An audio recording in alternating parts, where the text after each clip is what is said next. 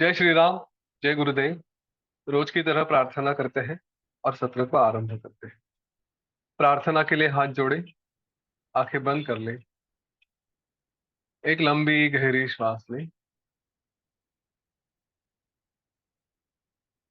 गुरुर्ब्रह्मा गुरुर्विष्णु गुरुर्देवो महेश्वरः। गुरु साक्षात् परम ब्रह्म, तस्मै श्री गुरवे नमः।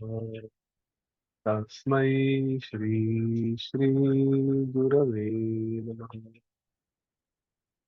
परम पूज्य गुरुदेव से प्रार्थना करते हैं। भगवान श्री गणेश से भी प्रार्थना करते हैं। ये ज्ञान का यज्ञ सदा चलता रहे। इसमें हमारे अज्ञान की आहुति जाती रहे और ज्ञान का प्रसाद इससे हम प्राप्त करते रहे।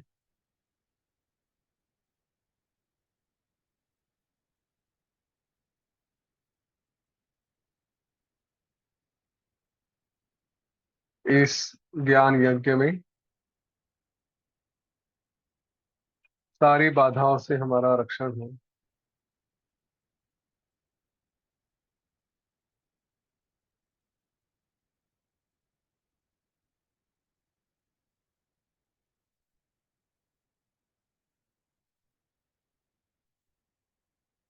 परम पूज्य गुरुदेव को शरण जाते हुए धीरे धीरे अपनी आंखें खोलें।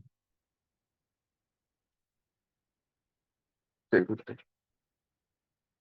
जय जय रघुवीर समर्थ।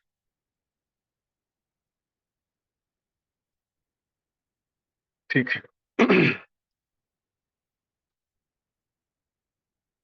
पिछले सत्र में हमने आत्मदेव का पूजन इसके बारे में देखा था। अंत पूजन, बाह्य पूजन, ये सब हमने देखा था।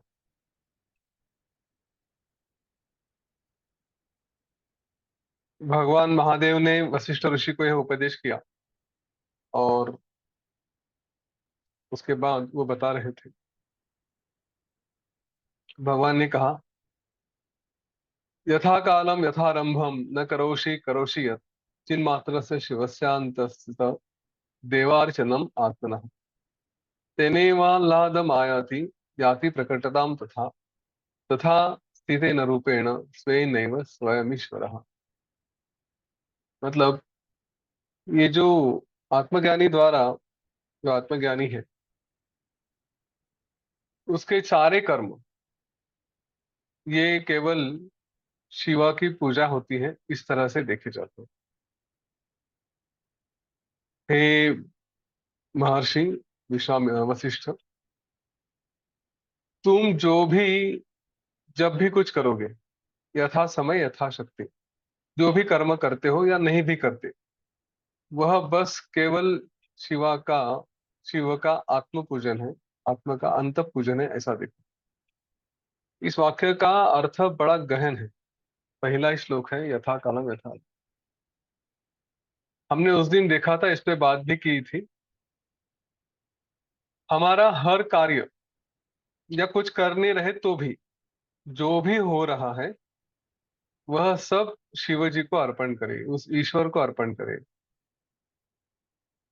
हमारे जो भी आराध्य है उनको, अगर हम उस परब्रह्म चैतन्य को अगर हम इमेजिन नहीं कर सकते, तो जो भी आराध्य है उन्हें अर्पण करें। सीधी सी भाषा में कहे तो गुरु को अर्पण करें, कोई समस्या नहीं। ये पहले भी मैंने कभी कहा था, जो विचार तक उन्हें अर्पण करें। निगेटिव विचार आते हैं, हम तो नहीं चाहते निगेटिव विचार आते, कभी कभी उसमें थोड़े उलझ जाते हैं, लेकिन फिर भी पकड़े रहते हैं। तो कह दो कि हाँ, ये भी गुरुदेव आपको शरण, आपको ही समर्पित।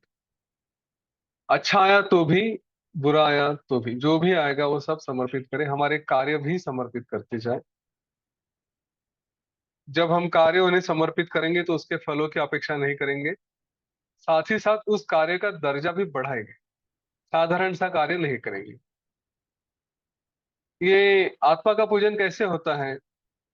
तो महादेव ने कहा कि ये इस तरह के आत्मा से ही, इस तरह से पूजन से ही यही आत्मा अपने आप को अत्यंत आनंद में रख सकता है, और ये स्वयं ही अपने ही स्वरूप से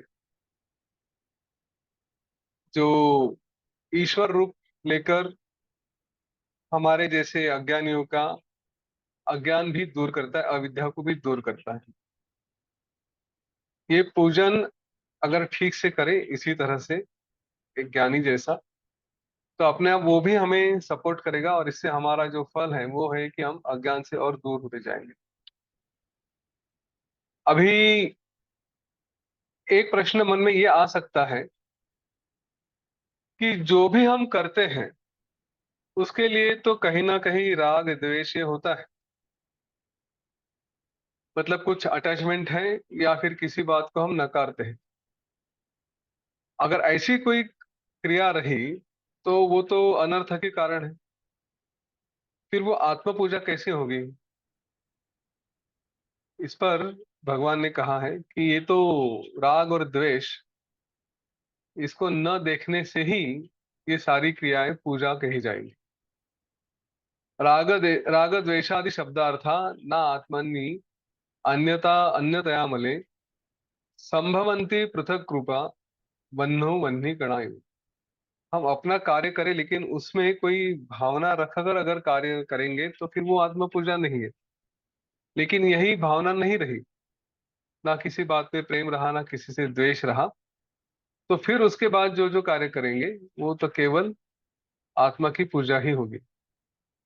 हे महर्षि, हे वशिष्ठ, हम जो अपनी भावनाएं रखते हैं ना, ये मेरा वो पराया, मेरी संपत्ति, मेरी दीनता दरिद्रता अमीरी, सुख दुख भूख प्यास, ये सब जो कुछ है उसको अगर ईश्वर को समर्पित करते गए तो बस वो आत्मदेव की पूजा है। जैसे हम मूर्तियों की पूजा करते हैं, उस पे फूल पत्ते वगैरह सब चढ़ाते हैं ना, तो वैसे ही यहाँ पर भी जो भी हमारे जीवन में हो रहा है वो सब ईश्वर को समर्पित करें। अत्यंत आश्चर्य है कि यह ईश्वर इतना सब कुछ पूजने जैसा है, लेकिन उसने अपने आप को ही, अपना ही स्वरूप भुलाकर साधारण जीवों में आकर वही अपना स्वभाव समझकर इस जगत के रूप में स्थित हो गया है। ये ईश्वर को कैसे माना जाए? तो जिन विद्वानों के मत में देश काल आदि से परिच्छिन्न, परिच्छिन्न ये शब्द यहाँ पे आता है, मतलब जो लिमिटेड है, तो जो लोग ऐसे मानते हैं कि हाँ ईश्वर इतना बड़ा है, इतना छोटा है, इस समय से रहता है, उस समय से नहीं रहता वगैरह, तो ऐसे लोगों को उपदेश नहीं करना चाहिए, वो तत्वोपदेश के पात्र नहीं है। इसीलिए ईश्वर की ये जो मर्यादित स्वरूप है, लिमिटेड स्वरूप है, उसका, उस दृष्टि का त्याग करें, और अपने इस अपरिच्छिन्न दृष्टि, मतलब कि जिसमें कोई विभाग नहीं हो सकता, ईश्वर अनादि अनंत है, ऐसे समझकर एकदम स्वच्छ मन से शांत होकर, किसी भी अटैचमेंट से या द्वेष से दूर रहकर, स्वस्थ और अपने मन में कोई दुख ना रखकर, ऐसी बुद्धि करके फिर जो भी सुख दुख प्राप्त होता है, शुभ अशुभ जो कुछ भी आता है, वो सब से ईश्वर की पूजा करते रहो, आत्मदेव की पूजा करते रहो। ऐसा उपदेश महादेव ने वशिष्ठ ऋषि को किया। फिर महादेव ने कहा, हे मुने, जैसा तुमने पूछा वैसे ही मैंने उत्तर भी दिया। अब तुम्हारा कल्याण हो। अब हम लोग अपनी जो दिशा है, जहां से हम आए उसकी तरफ जा रहे हैं। उन्होंने पार्वती जी को भी कहा, हे पार्वती जी, आइए उठिए, अब हम चलते हैं। वशिष्ठ ने कहा, हे श्री राम जी, इस तरह वो शंकर भगवान ऐसा कहकर मैंने उन्हें अपनी पुष्पांजलि समर्पित कर दी थी, अपने परिवार के साथ चले गए। तब से लेकर आज तक श्री राम जी, मैं उसी क्रम से अपना सारा कार्यक्रम छोड़कर जो भी कर रहा हूँ वो केवल आत्मा की पूजा कर रहा हूँ, इसी रूप से मैं रहता हूँ। बड़ी सुंदर कल्पना है। मैंने 2 दिन तो दिए थे कि देखो अपनी आत्म पूजा होती है क्या। अभी तक हमने जो जो भी सीखा है, मन को कैसे संभाले, क्या संभाले, मन तो कुछ ना कुछ विचार लेके आएगा। तो साधारणतः देखा जाए तो सबसे पहला तुरंत संभल जो मार्ग हमको मदद कर सकता है वो है या हमारी श्वास। प्राण के ऊपर ध्यान दे तो श्वास कैसे चल रही है उसके तरफ देखे, मन अपने आप शांत हो जाता है। दूसरा, इस मन के ऊपर संस्कार करते रहें, ऐसे संस्कार करें कि जिसके कारण मन में कुछ विचारी गड़बड़ ना हो। कुछ भी हो जाए उसको एकदम शांति से देखे, अच्छे रूप से देखे। वहां से रास्ते से जाते हुए अगर कोई कहता है कि अरे वो देखो कैसा आदमी जा रहा है, तो हमारे मन से स्वभावता निकलना चाहिए कि हाँ ठीक है, वो भी ईश्वर का ही निर्माण है। अगर इस तरह से बात हो रही है तो हम कहेंगे कि हाँ थोड़े पहुंच चुके हैं। अगर किसी पे हम हंसते हैं, किसी के रूप पे रंग पे अगर हम हंसते हैं, या किसी को हम टीका करते हैं, तो समझ लो कि अभी तरक्की बाकी है। हाँ, अभी और आगे बढ़ना है। ये हमारे प्रगति का मेजरमेंट है। वो ज्ञान की भूमिका है वगैरह, वो बात की बात है। हम कैसे देखते हैं, कम से कम लोगों को कैसे देखते हैं। फिर आएगी परिस्थिति, परिस्थिति को कैसे देखते हैं। कुछ भी, कितनी भी कठिन परिस्थिति आए, चलो हो जाएगा। तो ये जो मन के संस्कार है, ये दूसरी बात है। पहला है कुछ हुआ, प्राण के ऊपर ध्यान दिया। दूसरा है मन के ऊपर ध्यान दिया, उसको सुधारा, उसको लिए ये सारे संस्कार चल रहे हैं योग वासिष्ठ के सत्र। अब तीसरा जो है वो इस तरह की भूमिका कि अभी अपने आप में स्थित रहे। हम कार्य करते हैं, ये करते हैं, वो करते हैं, सब है, कभी कभी थोड़ा इधर उधर हो जाता है। लेकिन तीसरी भूमिका ये रहेगी कि अब अपने आप में इतना स्थिर हो जाए कि बस जो कर रहे हैं उस आत्मदेव की पूजा ही कर रहे हैं, इस भूमिका में रहे। जो वशिष्ठ ऋषि ने कही थी कि उसी में वो रहते हैं। इस पूजा विधान से इन दिनों को, जो भी मैं जितने भी व्यवहार करता हूँ, सब कुछ करता हूँ, लेकिन फिर भी मैं अखिन्न होकर, मतलब प्रसन्न रह के, कभी दुखी नहीं होता, ऐसे ही रहकर मैं अपने ये सारे समय बिताता रहता हूँ। जब जागृत काल है तब भी मैं अपने ही कार्यों से, अपने ही कर्मों से अपने आत्मदेव की पूजा करता हूँ। लेकिन जब जागृत नहीं रहता, मतलब हम, तीन तो अवस्था होती है, जागृत, स्वप्न, सुषुप्त। तो दूसरी अवस्था, स्वप्न में तो कुछ है नहीं क्योंकि वहां पे कुछ करने जैसा नहीं है। स्वप्न और सुषुप्ति में जो भी हो रहा है शांति से हम पड़े रहते हैं। लेकिन उस समय जब उठ जाते हैं तब पता चलते हैं अच्छा मैं तो स्वप्न में या था, सुषुप्ति में था। वो तो जो हुआ वो हुआ अज्ञान के कारण। हाँ, लेकिन अभी तो जाग गया हूं तो मैंने अच्छा वो किया था, या फिर मैं गहरी नींद था, मुझे कुछ पता नहीं था, तो उसको भी मैं ईश्वर को समर्पित कर देता हूँ। मतलब जब भी मुझे होश रहेगा तब मैं सब कुछ ईश्वर को ही समर्पित कर देता हूँ। तो अगर ऐसा है तो जो अज्ञानी है वो भी तो एक तरह से सोए हुए हैं। तो क्या उनके सारे कार्य वो शिव जी को अर्पण है, ऐसा कहें? क्या वो भी पूजा कही जा सकती है? इस पर उन्होंने कहा था, ऐसा अगर प्रश्न मन में आता है, तब वशिष्ठ ऋषि ने कहा कि जो शरीर धारण करने वाले हैं उनका और योगियों का, इनका एक साधारण संबंध एक ही है कि वो अपने शरीर को धारण करते हैं। आत्मा ने शरीर को धारण किया है, तो दोनों में तो एक बात एक ही है। लेकिन सावधानता ही महत्वपूर्ण है। जो योगी है, योगी ये अज्ञानियों के दृष्टि से विशेष क्यों है? क्योंकि उनमें सावधानता होती है। जब भी कुछ हो रहा है, अचानक से कुछ गड़बड़ होगी, तो योगी सावधान रहेंगे। वो अज्ञानी जैसा बिहेव नहीं करेंगे, बर्ताव नहीं करेंगे। वो कहेंगे हाँ ये हुआ, वो ठीक है, आत्मा की पूजा है, चलो जाने दो उसको। देखिए, इस आत्मा की पूजा का एक महत्वपूर्ण अंश ये है, अंग ये है कि हम अपने आप को रिग्रेट में, पश्चाताप में नहीं डालते। हमसे गलतियां हो जाती है। हाँ, और मैं ये वाक्य बड़ी जिम्मेदारी के साथ कह रहा हूँ कि हमसे गलतियां हो जाती है। कुछ कुछ कभी कभी हम बड़े एरोगेंस में गलतियां करते हैं, वो बात अलग है, लेकिन मोस्टली तो हो जाती है। तो ऐसी स्थिति में हमने कुछ गलत किया, किसी को डांट दिया, कुछ बोल दिया, कुछ कर दिया, तो अब मेरे से तो ये गलती होगी, अब क्या करूं क्या करूं, ऐसे करके अपने आप को रिग्रेट नहीं करें। गलती होगी, चलो वो भी ईश्वर को समर्पण कर देते हैं, अगली बार से नहीं करेंगे। अपने आप को सावध करें, थोड़ा ध्यान रखें और सावधान के मार्ग पे चलें। यह सावधानता कब होती है? ये तब होती है जब हम विषय का संग का त्याग करते हैं। मतलब किसी विषय में फंसने की आदत पड़ गई तो फिर सावधानता नहीं रहेगी, फिर तो हम उसमें चले जाते।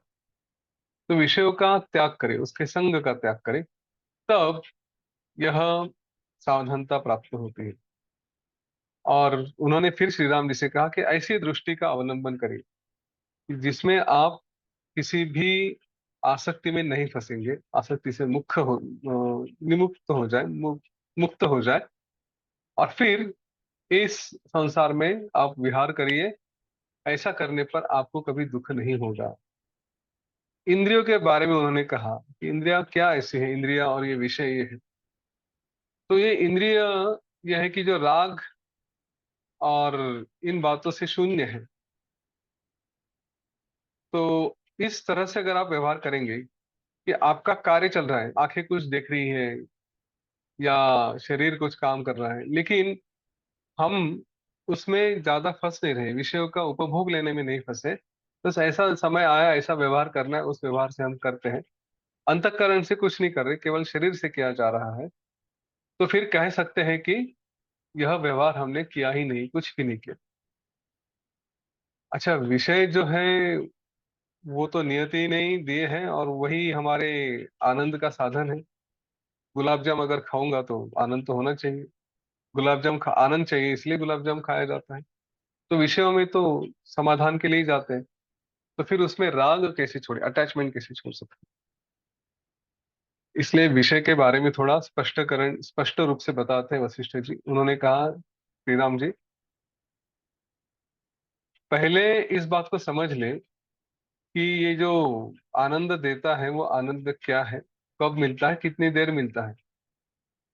जो ऐसे गुलाब जाम खाने के समय जो आनंद की अपेक्षा होती है, वो उसी समय रहेगी, उसके बाद फिर वो आनंद नहीं रहेगी।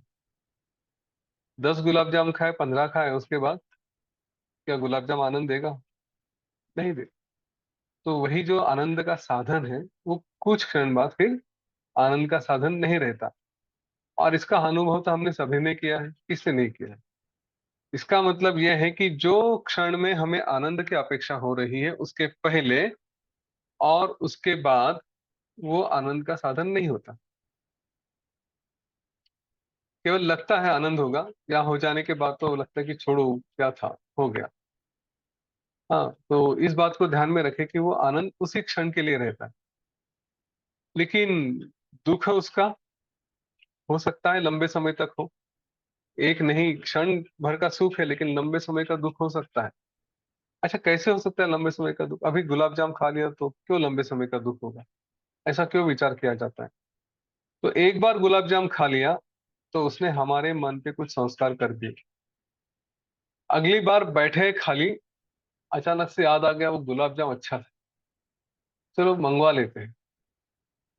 तो ऑर्डर कर दिया, आजकल तो सब आता है, ब्लिंकिट, जोमेटो, स्विगी, क्या क्या पता नहीं, सब इस पे आ जाता है। तो मंगवा लिया गुलाब जाम, फिर से याद आ गई, फिर से याद आ गई, तो इस तरह से हम उसके पीछे जाते हैं। गुलाब जाम एक एग्जाम्पल है ना।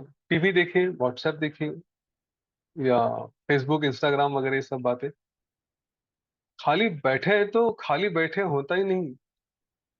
बस आराम से बैठे हैं, ऐसा थोड़ा सा विचार कर रहे हैं, फिर धीरे से हाथ मोबाइल की तरफ जाता है, उसको उठाता है, और अब क्या है देखने के लिए शुरू हो जाते हैं। अच्छा, प्रवृत्ति ये भी है कि कुछ नहीं मिल रहा है ना सनसनी वाला, जिसको कहते हैं तड़का लगा हुआ नहीं है, मिर्च मसाला नहीं है, ऐसे कुछ ब्लैंड है एकदम, सिंपल सिंपल सा, बोर होता है और मन में ही चिड़चिड़ होने लगती है, और कुछ नहीं, क्यों नहीं मिल रहा? घुमाओ और घुमाओ और घुमाओ, चल रहा है, वो अपना अंगूठा घिस जाता है, लेकिन मोबाइल का स्क्रीन घिस जाएगा, लेकिन मिलता कुछ नहीं कभी भी। तो ये जो आदत पड़ चुकी है ढूंढने की सुख ढूंढने की, वो इसी कारण है कि क्षण भर के लिए हमें लगा आनंद है, लेकिन उसमें फंसते गए। बार बार बार बार लंबे समय तक वो दुख ही दे सकता है। वांछा काले यथा वस्तु तुष्टये न अन्यदा तथा तस्मात् क्षणस्थे शक्तिम बालू बध्नाति नेत्र। तो बात बच्चे भी मतलब उन्हीं के लिए ठीक है कि जिस तरह लाभ काल में वो विषय आनंद देता है कि अभी हाँ ठीक है गुलाब जाम खाए उस समय आनंद मिलता है, बाद में वो नहीं होता। तो केवल बालक ही हैं जो ऐसे छोटे छोटे बातों में आसक्ति बांधते हैं, बाकी तो नहीं। जो ज्ञानी है वो तो उसमें नहीं जाएंगे। श्री राम जी ने शुरू में ही कहा था वैराग्य प्रकरण में। उनका कहने का सारांश यही था कि सुख के लिए भागो इधर उधर इधर उधर। ये नहीं मिला तो व्हाट्सएप, नहीं तो इंस्टाग्राम, नहीं तो फेसबुक, नहीं तो यूट्यूब, नहीं तो टीवी, नहीं तो कुछ। ढूंढते रहो ढूंढते रहो ढूंढते रहो, मिलता कुछ नहीं। अच्छा जिस समय मिला उसके बाद क्या हो गया, क्या नहीं हो। परमानेंटली सुख देने वाली कोई बात ही नहीं।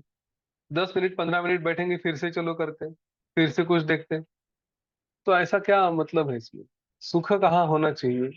तो बालक ही रहेगा कि जो तात्कालिक सुख का देखता है, जो ज्ञानी है वो परमानेंट सुख की बात करेगा। जिस विषय की प्राप्ति से, ये बड़ा सुंदर पॉइंट कहा है कि थोड़े समय भी अगर हमने अपने आप पे कंट्रोल कर लिया, तो इच्छा को रोक दिया, तो आनंद होता है। तो अगर इच्छा को पूरी तरह से नष्ट किया, तो फिर तो लंबा जो परमानेंट आनंद है वो तो मिलना ही है। इसलिए इस इच्छा ही ये अनर्थकारी है, इसी से अनर्थ होता है। वांछा काले तुष्टये यत् तत्र वाच्छैव कारणम तुष्टिस्त्व तुष्टि पर्यंत तस्माद वांछाम परित्यज। वांछा मतलब इच्छा, उसको परित्याग करे उसको। हे रामचंद्र जी, इच्छा काल में मतलब जब ऐसे हो रहे कि कुछ करे, उस समय जो वस्तु आनंद देने वाली लगती है, बस उसके का वो लगने का कारण क्या है, तो केवल इच्छा है। परंतु वह आनंद भी तभी तक बना रहता है जब तक इच्छा रहती है, और जब इच्छा चली गई तो आनंद भी चला जाता है।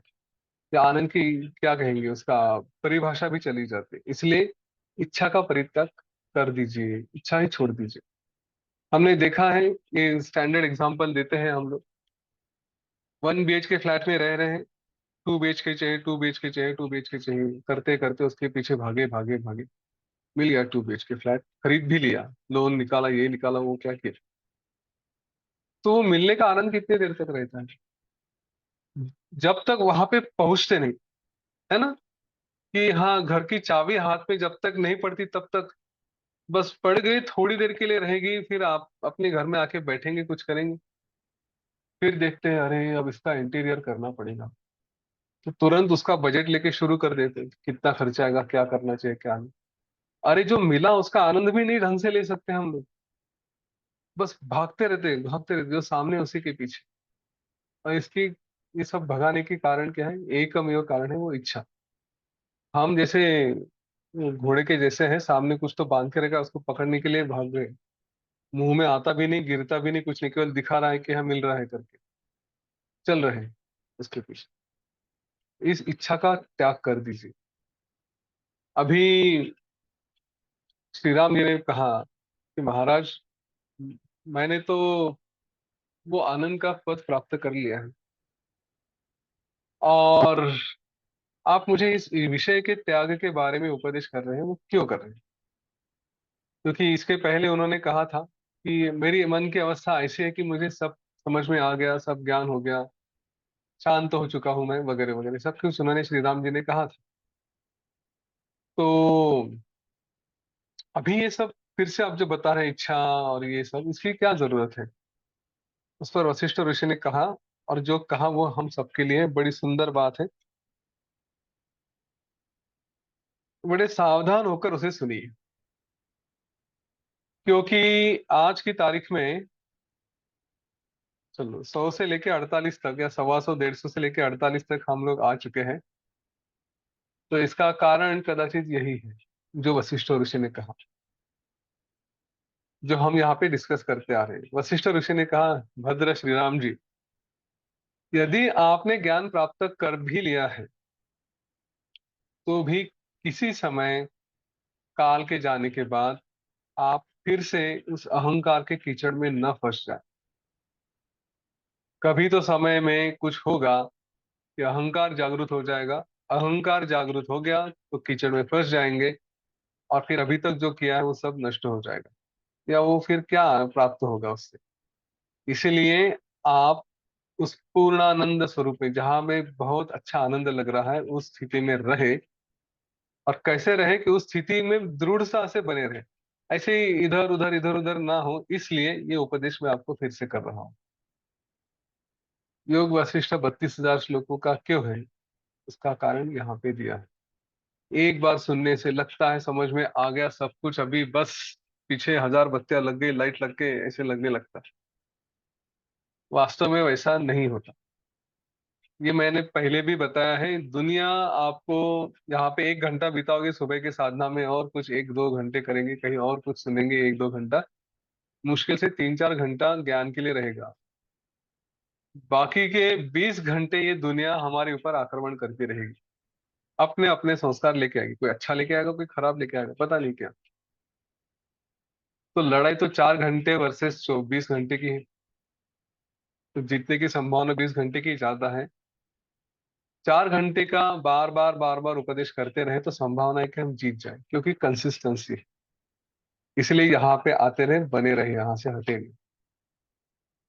जिस दशा में भोग सुख का आस्वाद नहीं लेता, आत्मा भोग सुख का आत्मा, जिस दशा में आत्मा भोगों का आस्वाद नहीं लेता, और जो कुछ प्रारब्ध से दुख वगैरह प्राप्त होता है उसका स्वाद ले सकता है, उसे ऐसा कहे कि वो बस निर्वासना है, उसकी वासना सब चली गई है ना। सुख आ रहा है तो ठीक है, कोई बात नहीं, आ रहा है, दुख आ रहा है तो उसमें भी वैसे ही स्थिरता की भावना, तब कहेंगे कि हाँ पहुंच चुका है।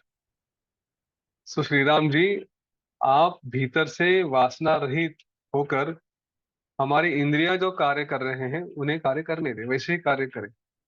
ऐसा करने से आप सैकड़ों विक्षोभों से विक्षोभों के प्राप्त होने पर भी आकाश के नाई, आकाश के जैसे आपको कुछ नहीं होगा, किसी भी विकार को प्राप्त नहीं होगी। आकाश में कुछ भी, कितनी बातें जाती है, लेकिन आकाश को कुछ नहीं होता, वैसे ही आपको भी कुछ नहीं होगा। शरीर से जो करना है वो बिंदास करिए। मन के कारण यह संसार उत्पत्ति और विनाश होता है। इसलिए वासना और प्राण, इन दोनों का निरोध करें, और फिर मन का नियंत्रण करें। ये हमने काकभूषुंड में देखा था कि वासना और प्राण, इसके बारे में काफी लंबी चर्चा हमने की थी। ये दोनों ही है कि जो जिसके द्वारा मन को नियंत्रित किया जा सकता है।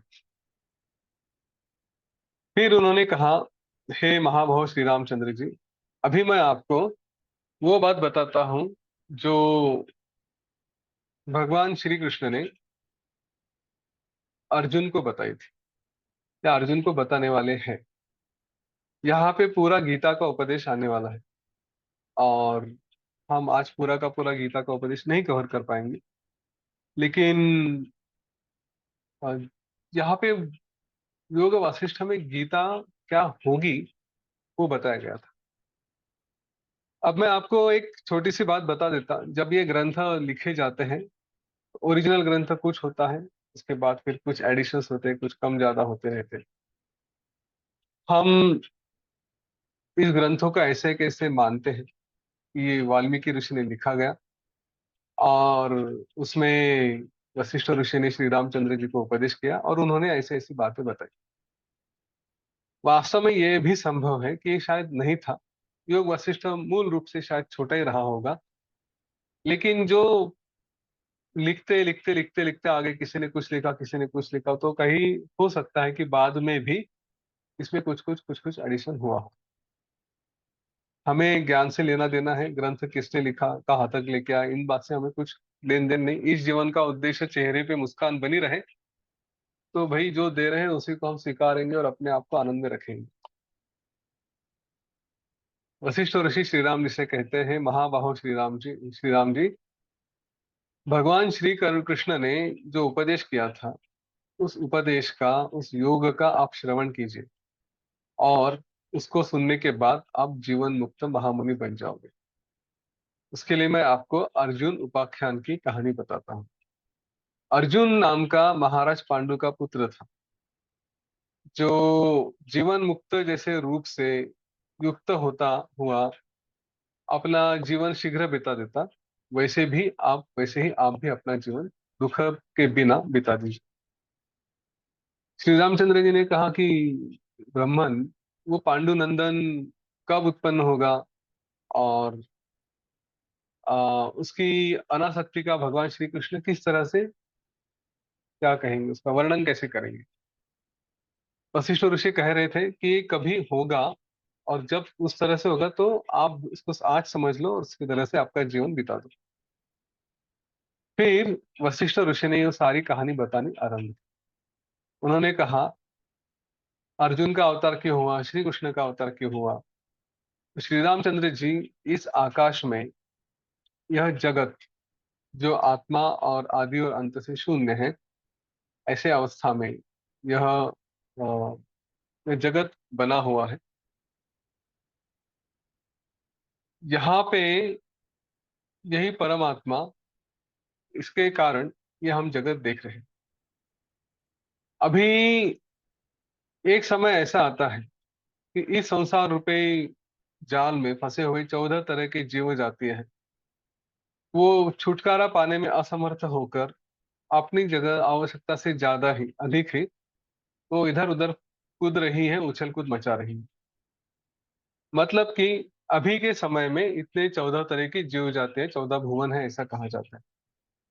उनके बीच संसार में श्रुति स्मृति इन्होंने जैसे वर्णन किए हैं, तो ये यम, चंद्र, सूर्य, इंद्र, या ऐसे अलग अलग लोगों के, मतलब जो 14 लोक है, 14 भुवन है, उनके अधिपति भी हो चुके हैं। और ये सारे सदाचार से विहित हैं, सदाचार से रहते हैं, श्रुति स्मृति से चलते हैं। तो इसलिए यह पुण्य है, और इसमें ये प्राप्त करने जैसा है। जो निषिद्ध है वो प्राप्त करने जैसा नहीं है, वो उपादेय, वो हेय है, त्याज्य है। इस तरह से उन्होंने अपने अपनी ज्ञान की मर्यादा बना के रखी कि अपने अपने कार्य करेंगे, ये मुझे करना चाहिए, मुझे नहीं करना चाहिए, उनका सब तय है। अभी ये जो यमराज है, जो इस सृष्टि के प्रारंभ से लेकर आज तक अपने अपने एक अधिकार कर्म में सतत सतत सतत रहते हैं, और जैसे जो करना है वो वैसे करते रहते हैं। लेकिन यमराज का ऐसा है कि हर चतुर्युग में, मतलब जो 4 युग होते हैं, आ, सत्य युग है, त्रेता युग है, द्वापर युग है और कलयुग है। तो इन 4 युगों में कभी तो ये यमराज कुछ समय प्राप्त हो जाने के बाद, विशेष करके द्वापर के अंत में, वो थोड़ी तपस्या भी करते हैं। क्यों तपस्या करते हैं कि मैंने सत्य युग, उसके बाद त्रेता युग, उसके बाद द्वापर युग, इसमें कई लोगों की मेरे से हत्या हो गई, तो उसका जीवों का नाश हो गया, तो उसका पाप मुझे न लगे, इसलिए वो थोड़ी तपस्या करते हैं। अब ये तपस्या कितनी समय करते हैं इसका कोई नियम नहीं। ये कभी 8 वर्ष करेंगे, कभी 10 वर्ष करते हैं, कभी 12 वर्ष करते हैं, कभी 5 वर्ष करते हैं, कभी 7 वर्ष करते हैं, कभी 16 वर्ष तक भी वे तपस्या करते रहे। तो यमराज तो है नहीं। अब जब यमराज नहीं रहे, तो इस समय ये संसार के जाल में जो जो भी व्यक्ति फंसे हैं, जो जो भी जीव है, उनमें से किसी की भी मृत्यु नहीं होती, किसी का नाश नहीं होता। सब के सब लंबे लंबे आयु आयु तक जीते रहते। तो किसी भी प्राणी की हिंसा न होने के कारण ये पृथ्वी ऐसे हो जाती कि जैसे वर्षा ऋतु में कई जगह मच्छर हो जाते हैं, या फिर किसी हाथी के ऊपर कई सारे मच्छर आके बैठ जाते हैं, इतना कि वो हाथी हाथी के बदन पे हर जगह रहेंगे इस तरह से। तो इतने सारे प्राणियों के कारण ये पृथ्वी, मतलब जहाँ पे कोई चल भी नहीं सकेगा, किसी का संचार नहीं हो सकेगा, इतनी लोगों से भर जाती है। इसके बाद इस तरह का बोझ अपना कम करवाने के लिए फिर यह पृथ्वी, ये जाती है भगवान श्री कृष्ण या ऐसे कोई देवता है उनके पास, और फिर कहते हैं कि आप कोई अवसर धारण करिए, कोई अवतार करिए, महाभारत जैसी लड़ाई कराइए, और जिससे ये विचित्र प्राणियों को मार डालिए, जिससे मेरा बोझ हल्का हो जाएगा। और फिर इस तरह का भार उतारने के लिए अलग अलग तरह के अवतार भी हो चुके हैं। इस तरह हजारों युग, सैकड़ों व्यवहार, अनंत जीव एवं ऐसे कई जगत ये निकल चुके, कई बार ऐसे अवतार हुए, कई बार ऐसे महाभारत घटे हैं, कई बार इसे श्री कृष्ण आए हैं, सब कुछ हुआ। अभी ये जो वैवस्वत नाम का यम है, वह आज तो पितरों का नियामक है, जो मृत जीविक है उनका वो नियामक है। परंतु अभी कई युगों के हो जाने पर ये अपने पापों के विनाश के लिए 12 वर्ष तक निर्विकल्प समाधि रूप में रहेगा, अपना ध्यान करते रहेगा। और इसके कारण मनुष्यों का मृत्यु ये बच जाएगा, होने ही होगा। पापियों को कोई दंड देने वाला नहीं रहेगा, ऐसी अवस्था हो जाएगी। फिर ये इस तरह का व्रत में रहने के कारण इस पृथ्वी के मृत्यु लोक पे जितने भी लोग आए हैं या जो भी प्राणी है, ये प्राणियों के कारण यह पृथ्वी अतिशय दीन हो जाएगी। तो उसके लिए इस तरह से भारों से पीड़ित अंगों वाली यह पृथ्वी अपना शरण और अपना कल्याण के लिए भगवान विष्णु के पास जाएगी। उन्होंने भगवान विष्णु के पास जाने के बाद वो भगवान से विनती करेगी कि वो उन्हें सहायता करे, और उसकी विनती स्वीकार कर भगवान विष्णु 2 शरीरों से पृथ्वी पर अवतार लेंगे। एक अवतार रहेगा वसुदेव का पुत्र वासुदेव, और इस नाम से विख्यात विष्णु का शरीर होगा, और दूसरा शरीर होगा पांडु का पुत्र अर्जुन। मतलब योग वशिष्ठ के अनुसार भगवान विष्णु यही अर्जुन है और यही श्री कृष्ण है। तो इस तरह से ये 2 अवतार उनके होंगे। अब इस अवतार में ये पृथ्वी का जो अधिपति का कार्य रहेगा, धर्म का पुत्र युधिष्ठिर वो होगा, उसका नाम होगा युधिष्ठिर। वो धर्मज्ञ होगा, धर्म जानने वाला होगा। युधिष्ठिर का चचेरा भाई होगा दुर्योधन, और दुर्योधन का वैसा ही प्रतिद्वंदी योद्धा रहेगा भीम, जो पांडु का दूसरा पुत्र रहेगा। पृथ्वी का अपहरण कर रहे, अपने ही आप में झगड़ रहे, युद्ध करने में तत्पर उन दोनों भयंकर 18 अक्षौहिणी सेना ये कुरुक्षेत्र में महाभारत की लड़ाई के लिए इकट्ठी होगी। मतलब आपस में इन दोनों पक्षों में, कौरव पांडव में झगड़ा होते रहेगा, और फिर वो लड़ने के लिए आएंगे, इतनी बड़ी सेना वहां पे इकट्ठा हो जाएगी। फिर हे राघव, गांडीव धनुर्धारी अर्जुन अपने कार्य से उन सेनाओं को नष्ट करेगा, और भगवान विष्णु पृथ्वी को बाहर से मुक्त कर देंगे। इतनी बड़ी सेना का नष्ट होना मतलब बहुत बड़ी बात होती है। युद्ध के प्रारंभ में ये अर्जुन भगवान विष्णु का आ, शरीर वो छोड़कर, मतलब प्राकृत भाव में स्थित होकर सुख और दुख, हर्ष और दुख से युक्त मनुष्य बनेगा। यानी ऐसा दिखाएगा कि जैसे वो अज्ञानी हो गया है।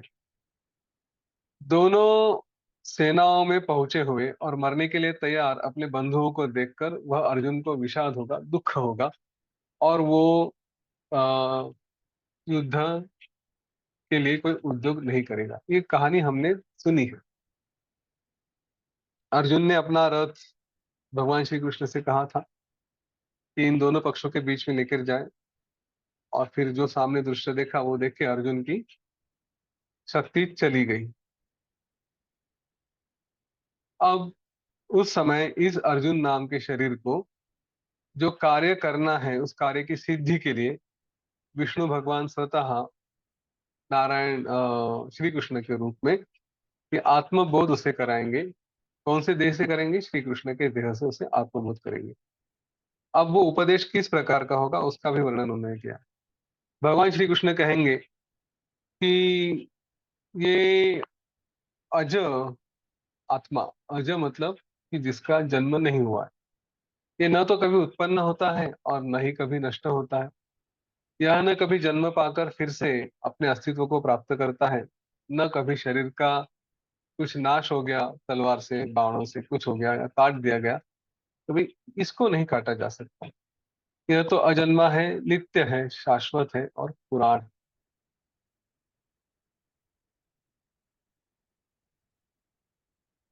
इस तरह से इस आत्मा का वर्णन भगवान श्री कृष्ण कहेंगे।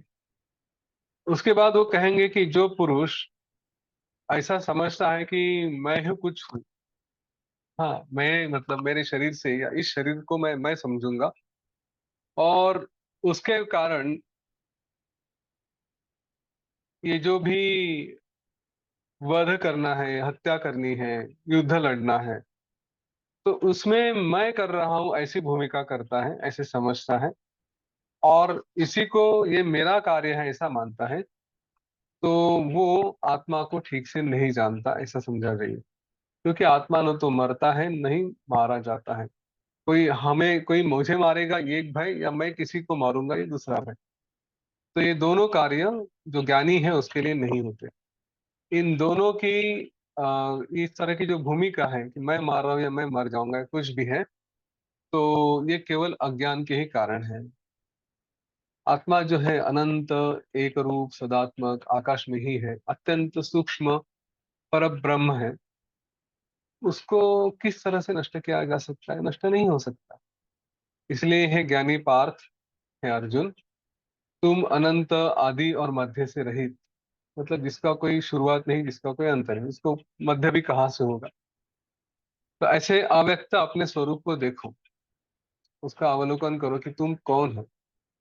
तुम्हारा कोई आकार नहीं है, इसीलिए किसी भी प्रकार के दोष तुम्हें प्राप्त नहीं है। तुम चैतन्य स्वरूप ही हो। यही कारण है कि तुम भी अज हो, मतलब तुम्हारा जन्म भी नहीं हुआ है। तुम नित्य हो, निरामय हो, यानी कि अज्ञान और उसके कार्य से मुक्त हो। इसलिए अपने बंधुओं में अपनी आसक्ति कि ये मेरा भाई है, कजीन है, जो भी है, उसमें आसक्ति, उसमें अटैचमेंट, और उसके मरने का कारण अपने आप को दुख देना, ये तुम्हारे लिए उचित नहीं है। अपने बंधुओं में भी आसक्ति तुम्हारी उचित नहीं।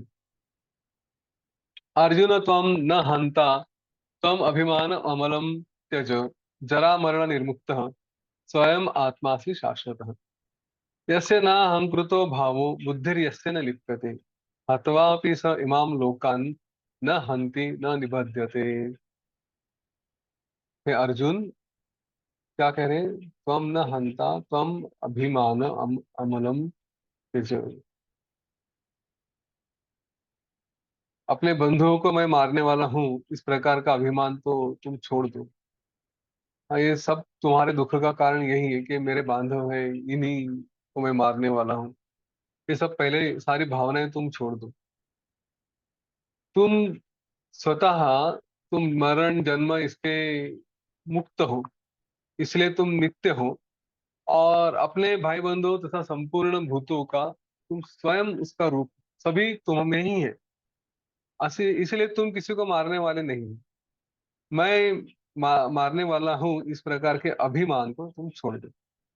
दूसरा है कि जब किसी का वध होता है, किया जाता है, उस समय जो ये भावना रखते कि मैं इसे मारता हूं, तो जिसमें ये अभिमान नहीं है, मैं इसे मारता हूं, और उसके बाद जिसकी बुद्धि, उसके जो फल है कि मैंने ये किया वो किया, उस फल से आनंद होना, दुख होना, जिसकी बुद्धि इनमें नहीं फंसती, वह पुरुष सभी को मारकर भी किसी एक को नहीं मार। मतलब कि तुम जो वध करोगे उसमें अभिमान नहीं होगा, ना ही उसका तुम्हें कोई फल की अपेक्षा होगी, ना ही उसका कोई दुख होगा। तो फिर तुमने किसी को नहीं मारा, क्योंकि वो सभी विकारों से दृश्य है, अस्पृश्य है, से दूर रहा है। और ये शरीर वगैरह तो केवल माया का ही खेल है। तो इसमें फिर कौन जन्मा कौन मरा कुछ नहीं होता। इसलिए वो किसी पाप के फल से भी बांधा नहीं जाता, क्योंकि उसने मैंने कुछ किया ऐसी भावना नहीं होती। अपने हृदय में जो आत्मा है, उसमें इस शरीर के बारे में, यह मेरा शरीर है और किसी और का दूसरा शरीर है, ये जो बुद्धि उत्पन्न होती है, ये बुद्धि ही तुम्हें मैं मारने वाला हूँ, ये मेरा है, इस तरह के भावना में फंसा देता है, और इसी के कारण दुख होते हैं। इस भावनाओं को तुम छोड़ो। हाँ, ये मेरे हैं, यह मैं हूँ, ये मेरे शरीर के संबंधी है, ये मेरे बंधु हैं, ये सब भावनाएं छोड़ दो। हे भारत, हे अर्जुन, इसी बुद्धि वृत्ति के कारण, इसी वृत्ति के कारण मैं मारने के धर्म से युक्त हूँ। मैं किसी को मारने के कारण मुझे पाप लगा है और मैं पाप से नष्ट हो जाऊंगा, इस तरह के, या फिर इसके अपने बांधवों को मारने के कारण मैं नरक में चला जाऊंगा, ऐसी भावना तुम्हारे मन में आने के कारण तुम सभी तरफ से दुखों से लिप्त हो रहे हो। वैसे करता कौन है? आंखें देखा तो आंखों ने देखा, उनका काम वो करे। कानों ने सुनने का काम करे, त्वचा स्पर्श करे, और जिह्वा रस का आस्वाद ले। इसमें मैं कौन हूँ? ये सब जो इंद्रिय कर रहे हैं वो कर रहे हैं, मेरा क्या काम है?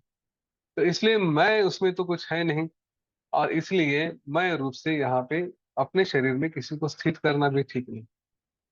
ये करने वाले जो कुछ है वो सब करेंगे, उसमें मैं कुछ न हूँ, इसलिए मैं करता हूँ। यह अभिमान भी तुम्हारा योग्य नहीं है। हे भारत, जब ऐसा होता है, कोई युद्ध होता है, बहुत से लोग मिलकर कुछ करते हैं, उनमें से अगर कोई एक कहे कि हाँ ये सब मैंने किया, मैंने किया, मैंने किया, तो वो तो हंसी के पात्र होता है, उसके लिए तो सब हंसते हैं। तो वैसे ही यहाँ पे जो कुछ हो रहा है, वो तुमने किया ऐसा नहीं रहेगा। तुमने किसी की मृत्यु की या कुछ किया तो भी इतने सारे लोग लड़ रहे हैं, युद्ध कर रहे हैं, तो इसमें तुम्हारा ऐसा मैंने कुछ किया ऐसी बात नहीं होगी। जो योगी लोग हैं, वो देह से, मन से, बुद्धि से या इंद्रियों से भी सारे फल की आशा छोड़कर आत्मशुद्धि के लिए कर्म करते हैं। अपना अपनी आत्मा चेतना शुद्ध रहे उसके लिए वो कार्य करेंगे, बाकी वो किसी बात से नहीं कार्य करते। जो ज्ञानी है फिर भी दुष्ट प्रवृत्ति के कुछ लोग होते हैं, तो वो कहीं शोभा नहीं देते। ज्ञानी है, सब कुछ है, लेकिन प्रवृत्ति खराब है, तो लोग उनको नहीं मानते। हम देखते हैं कि बहुत इंटेलिजेंट है लेकिन स्वभाव खराब है, तो उनको रिस्पेक्ट नहीं मिलती।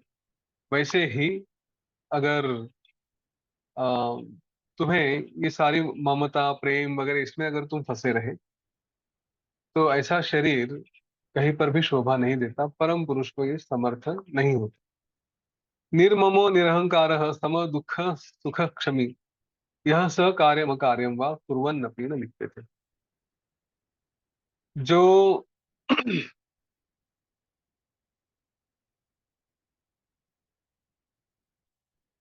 निर्ममो निरहंकार, जिसमें अहंकार नहीं है, अहंकार से शून्य है, जिसमें कोई ममता नहीं, सुख रहे दुख रहे वो सभी इसमें सम रहेगा, जो क्षमावान है, वो जो कर्तव्य आएगा उस कर्तव्य करते रहे भी उसमें कभी फंसेगा नहीं। हे पांडुपुत्र, तुम्हारा ये उत्तम क्षात्र कर्म है। जो क्षत्रिय, क्षात्र कर्म मतलब कि तुम क्षत्रिय हो, क्षत्रियों के लिए जो करना है वही तुम करना चाहिए। क्षत्रियों को पीठ दिखाकर भागना नहीं चाहिए, तो ये तुम्हारा कर्तव्य है कि यहाँ पे तुमने लड़ना चाहिए। यह तुम्हारे बंधु बांधव जो भी है, लेकिन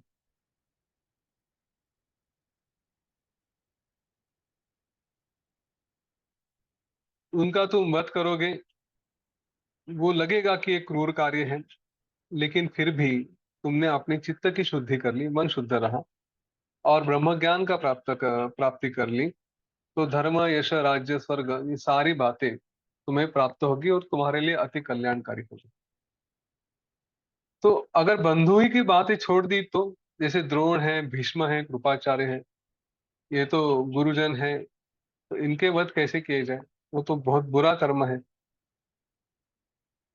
इससे मुझे एक छोटी सी बात याद आ गई। मेरा बेटा बहुत छोटा था उस समय, और उसका उसके दादाजी से, मतलब मेरे पिताजी से बड़ा लगाव था। बहुत ही प्रेम था दोनों में। उसको मैं कभी महाभारत की कथा सुना रहा था, तो ऐसे ही बताते बताते बोला कि हाँ अर्जुन के सामने ये थे वो थे, तो और दादाजी भी थे उसके, तो उसने तुरंत बोल दिया नहीं दादाजी को नहीं मारना। अगर ये बच्चों में जो प्रेम होता है ना, वही अर्जुन का भी वही हाल था, कि अपने सारे गुरु हैं, पितामह भीष्म हैं, इनके ऊपर कैसे बाण चलाएंगे। तो वो तो और भी बहुत बुरा कर्म है, उनको कैसे मारूंगा मैं? इस प्रकार की शंका अर्जुन के मन में आते हैं। तब उसके ऊपर आशीर्वाद देते हुए भगवान कहते हैं कि जो पूजनीय महानुभाव हैं उनके विरुद्ध भी शस्त्र उठाना, ये ऐसा लगता है कि तुम्हें अधर्म वाला कृत्य है, लेकिन ये शास्त्र के अनुसार, सत्य स्वरूप के अनुसार ये श्रेष्ठ है। शास्त्र ऐसा कहता है तो कहता है, और इससे तुम्हें कार्य करना पड़ेगा। इसीलिए इसी सत्य से तुम युद्ध में करो और विजयी बन जाओ। जब कोई मूर्ख होता है तब वो भी अपने भले का काम करता है, अपने भले का ही विचार करता है। अपना कर्म जो भी कार्य करता है उसमें उसे श्रेय चाहिए, उसे उसमें अपना हित चाहिए। तो फिर जो बुद्धिमान है उसने अपना कर्म किया तो उसमें गलत किया। तो इसीलिए तुम बुद्धिमान हो, अपना अहंकार को छोड़ो और तुम्हारा श्रेष्ठ कार्य, तुम्हारा जो कर्तव्य है उसे करो, उसमें कोई पाप नहीं लगेगा। योगस्थः कुरु कर्माणि संगम त्यक्त्वा धनंजय निसंगत्वम यथा प्राप्त कर्मवान न निबध्यते। जो तुम्हारा कर्म आया है यथा प्राप्तम, हाँ, वो अगर तुम करोगे संग का त्याग करके, संगम त्यक्त्वा धनंजय, अपने अटैचमेंट को छोड़ो, अपने बंधनों को तोड़ो, और फिर तुम केवल तुम्हारा कर्म करो। क्योंकि जो बिना अटैचमेंट के आसक्ति छोड़कर जो कार्य किया जाता है उसको, उसके फलों का कोई परिणाम नहीं होता, वो फलों से बांधा नहीं जाता। इस तरह का उपदेश भगवान श्री कृष्ण कर रहे हैं। उन्होंने ये भी कहा, चलो ये नहीं समझ में आ रहा है तो अपनी ब्रह्मार्पणम बुद्धि से करो, उस तरह से कार्य करो कि शांत ब्रह्म शरीर होके कर्म को ब्रह्ममय कर दो, अपने कर्मों को, सत्कर्मों को ब्रह्मार्पण कर दो। तो फिर तुम फिर से स्वयं ब्रह्म बन जाओगे। अच्छा, वो भी नहीं हो रहा है तो ईश्वर ईश्वर के प्रति अपना कर्म समर्पण कर दो, उससे भी कर्मों में बंधन नहीं होता है। ईश्वरार्पित सर्वार्थ ईश्वर आत्मा निरामय, ईश्वर सर्वभूतात्मा भव भूषित भूतलः। हे पार्थ, शुभ या अशुभ रूप अपने सब अर्थों को, जो हमने अभी भगवान शिव महादेव ने वशिष्ठ ऋषि को उपदेश किया था, वही बात कि शुभ या अशुभ रूप अपने सारे अर्थों को, सारे कर्मों को ईश्वर को समर्पित कर दो। अपनी आत्मा को भी ईश्वर में समर्पित करके निरामय होकर, चाहे वो सांसारिक सुख है, दुख है, राग द्वेष, सारी बातों से रहित, ये सारी व्याधियां हैं, इसलिए निरामय कहा है। व्याधियां मतलब रोग, कि संसार का सुख दुख इसमें फंसे रहना, राग द्वेष, है ना, ये सारे राग ये कहे गए, रोग कहे गए, व्याधि कही गई। इसलिए इससे मुक्त मतलब निरामय। तो ऐसे होते हुए सारे लोगों को अपना ही समझकर, अपना ही आत्मा बनाकर इस भूतल को तुम विभूषित करो, इसके ईश्वर बन जाओ। सबको ईश्वर समर्पित भी कर दो और स्वयं भी ईश्वर बन जाओ। अथवा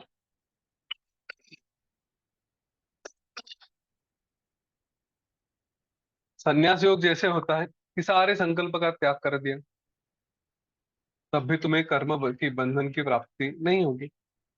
सब कर्म छोड़ दो। अभी सब कर्म छोड़ दो का मतलब क्या है? सब संकल्प छोड़ दो। संकल्प का त्याग मतलब क्या? कि जो करना है वो तो करेंगे कर्तव्य, लेकिन उसमें जो संकल्प आते हैं कि मुझे इसको मारना है, मुझे उसको नहीं मारना है, ये सब छोड़ दो। युद्ध करो, सामने जो जो शत्रु आएगा उसके ऊपर बाण चलाते रहो। तो ऐसा करने से भी तुम्हें कर्म बंधन की प्राप्ति नहीं होगी। जो सिपाही होते हैं फौज में, वो अगर दुश्मन को गोली मार रहे हैं तो थोड़ी ना हत्या का पाप लगेगा। सीधी सी बात। तो अर्जुन, तुम भी सभी संकल्प का त्याग करके इस तरह से समरूप बनकर, शांत चित्त मुनि बनकर, अपने आत्मा को युक्त करके तुम मुक्त हो जाओ। इस तरह का उपदेश करने पर अर्जुन ने तत्त लक्षणों से संग और त्याग, इनके अलग अलग विभाग क्या है, मतलब क्या क्या अलग अलग बात कर रहे हैं आप, वो जानने के लिए उन्होंने कुछ पूछा। वो अब हम भी कल देखेंगे। शायद आप में से काफी लोगों को पता होगा, अक्षय तृतीया से, मतलब कि बुधवार, अगला बुधवार से, ये दोपहर में योग वासिष्ठ का वाचन होगा। अभी एक सत्र चल रहा था दोपहर से 2 से 3 के बीच में। तो आज एक उसका आवर्तन एक बार पढ़ के हो गया, हिंदी योग वासिष्ठ। अभी उसका दूसरा जो रिवीजन होगा वो फिर से हम लोग एक साथ पढ़ेंगे। ये पढ़ने वाले हैं हम लोग बुधवार से, अगले बुधवार से, अक्षय तृतीया से। 2 से 3 के बीच में कुछ पाठक हैं, 2-3 लोग हैं, जैसे जय श्री जी हैं और एक दो लोग हैं। तो वो कभी ये कभी वो कोई और, इस तरह से वो सब पढ़ते जाएंगे। रोज थोड़ा थोड़ा थोड़ा थोड़ा पढ़ेंगे। तो 2 से 3 के बीच में रहेगा। और सोमवार से शुक्रवार ये चलेगा। एक बार ये खत्म हो गया तो फिर से हम शायद और एक बार उसको चालू रखेंगे। हिंदी के पठन के लिए जिनके पास पुस्तक, जो अभी की लिंक है वो बदल जाएगी। तो उस समय दोपहर 2 से 3 के बीच में मराठी का भी पठन चलता रहेगा। वो सुमंतई जी महादेवकर, इनकी मराठी पुस्तक है, तो उसका पठन होगा। हिंदी के लिए जो अपनी ये पुस्तक है, वैराग्य से पुरुषोत्तम तक, उसका पठन होगा। आपको जिस ग्रुप में ज्वाइन करना है उस ग्रुप में ज्वाइन करिए। अगर आपके पास उसकी पुस्तक नहीं है तो आप वो पुस्तक मंगवा सकते हैं। मराठी के लिए या हिंदी के लिए, दोनों के लिए आप मुझे संपर्क करें, मैं आपको सही लोगों से जोड़ दूंगा। और फिर ये हो सकता है कि जब कोई पढ़ रहा है तो आप भी उसमें क्रॉस चेक करके देख सकते हैं कि आप कहाँ पे हैं। कभी छूट गया तो आप अपने समय से उसको फिर पढ़ के फिर से दूसरे दिन उसके साथ ज्वाइन हो सकते हो। पुस्तक खरीदना आवश्यक नहीं है, लेकिन अगर आपको लगता है कि आपके साथ रहे, आप उसको थोड़ा जुड़े रहें, तो आप पढ़ सकते हैं। पुस्तक का उपयोग बहुत है। आपको किसी को भेंट देना है, शादी ब्याह के दिन है, किसी को भेंट देना है, तो भी आप उसके लिए पुस्तक मंगवा सकते हैं। हम अलग अलग लोगों को अलग अलग तरह के गिफ्ट देते हैं, लेकिन ये सारे गिफ्ट टेम्पररी होते हैं। गहना भी दिया तो जब तक ये शरीर रहेगा तब तक गहना रहेगा। बाद में शरीर चला जाएगा, गहना किसी और को चला जाएगा। लेकिन ये ज्ञान ऐसा है कि जो हमारे जीवन में सदा के लिए रहता है। मतलब इस जीवन में रहेगा, इसके बाद के जीवन में भी रहेगा। और ये हमारे अगले जीवन को अच्छा भी करता है। इसलिए अगर कोई त्योहार देना है किसी को, त्योहार नहीं, कोई उपहार देना है, किसी को गिफ्ट देना है, तो इस ज्ञान की पुस्तकों का दे। तो आपको मराठी पसंद है मराठी दे, इंग्लिश हिंदी पसंद है हिंदी, दो में से कोई भी आप दे सकते हो, जो मैं जानता हूँ। दोनों अच्छी पुस्तकें हैं, चॉइस आपकी है। तो यहाँ पे अभी हम रुकेंगे। जैसे कहा, अक्षय तृतीया से दोनों सत्र चालू रहेंगे। मराठी का भी 2 से 3 रहेगा, हिंदी का भी 2 से 3 रहेगा। हिंदी की लिंक अलग है, मराठी की जो लिंक है वही चालू रहेगी। आपसे अनुरोध ये रहेगा कि ज्यादा से ज्यादा लोगों तक यह मैसेज पहुंचाइए, इंफॉर्मेशन पहुंचाएं, जिससे हम लोगों के जीवन में कुछ परिवर्तन लाने का प्रयत्न कर सके। नहीं कुछ आता है कि नहीं, बात अलग है, लेकिन हमारे शरीर का कार्य, जैसे यहाँ पे हमने देखा कि कोई संकल्प नहीं, लेकिन शरीर है तो करना है, कार्य करना है, तो शरीर क्या कार्य करेगा? अच्छे कार्य करेगा। तो इस ज्ञान के प्रचार का कार्य करने के लिए हम लोग प्रयत्न करें। ये आपसे अनुरोध है, ज्यादा से ज्यादा लोगों तक पहुंचे, मैसेजेस आते रहेंगे। जानकारी चाहिए तो मुझसे मांग लीजिए, मैं दोनों सेशंस की जानकारी आपको दे दूंगा। चलिए, अगर किसी को कुछ पूछना है, कुछ क्वेश्चन है तो ले सकते हैं, नहीं तो फिर हम लोग आगे चलेंगे। शोभा जी, आपने कहा था आप दोपहर 2 से 3 हिंदी पढ़ने के लिए उपलब्ध है करके,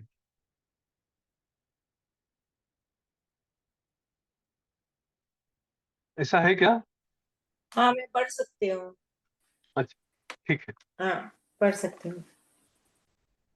चलो, कोई बात।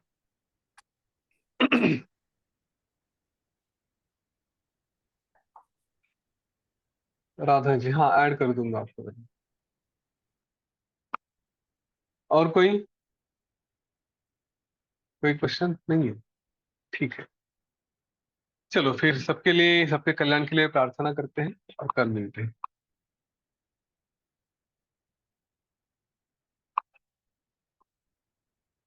एक लंबी गहरी श्वास लें।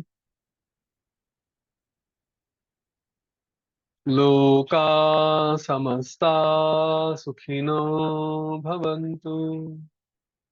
लोका समस्ता सुखिनो भवन्तु। लोका समस्ता सुखिनो भवन्तु। ओम शांति शांति शांति। सकलमंगलं भवतु। जय गुरुदेव, जय श्री